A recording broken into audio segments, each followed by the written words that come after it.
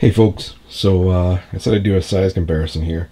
Here is the tree man beside my armless, well, one armless, headless Wraith Knight and beside a Riptide. So as you can see, the tree man is significantly shorter than the Wraith Knight and around the same height as a Riptide. So that gives you a comparison.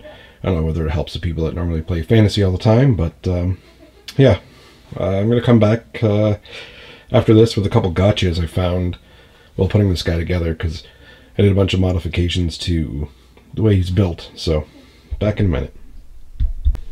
Alright, so here we got a build of Durthu.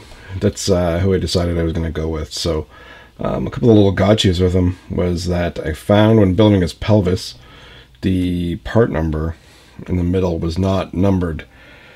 I can't remember what part number it said it was going to be, but it wasn't numbered in the manual, or numbered on the sprue, so it was hard to find. But so it's the one without a number that looks like the other pelvis pieces that are wrong.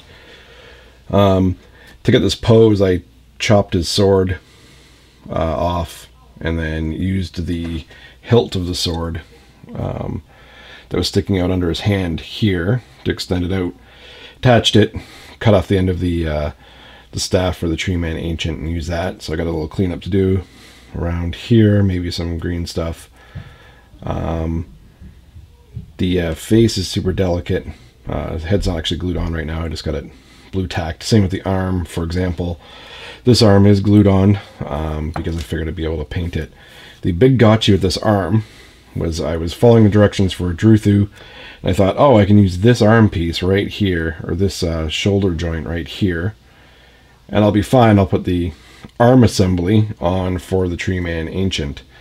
I was incorrect about this. So if you are going to do something like this where you want a straight arm, you need to make sure you match the shoulder joint with the joint, or with the arm that you're going to be attaching, because I had to do a bunch of surgery underneath here to get that to line up properly. So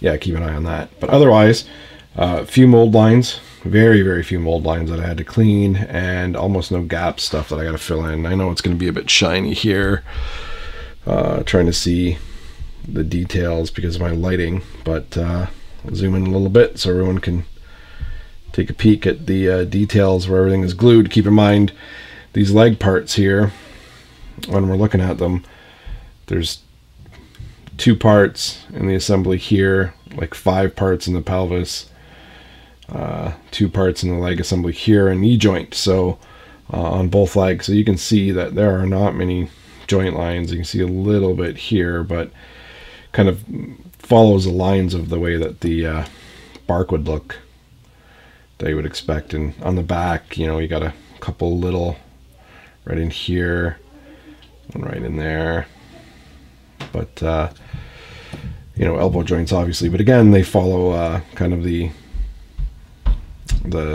natural lines. So I got to fix up this elbow joint right there. You can see it's kind of unplastic glued. So, but yeah, otherwise went together pretty good. I'm pretty happy with the kit all in all. It's a bit more reasonably priced than some of the other bigger kits that come out, and it goes together nice. So yeah, I just got to get some basing material on there, fix up that elbow joint, and get to painting. Still not decided whether I'm going to dry brush or not, but that's the reason I left this arm unattached, because of the way the branches line up underneath at the back. Wouldn't be able to get them well. And the head, the way these, I don't know what they are, crazy leaf dreads, they intertwine all back there, so I wouldn't have been able to reach back there with a brush to get those leaves very well. So I'm going to glue those on after. But all in all, pretty happy. Hope you enjoyed.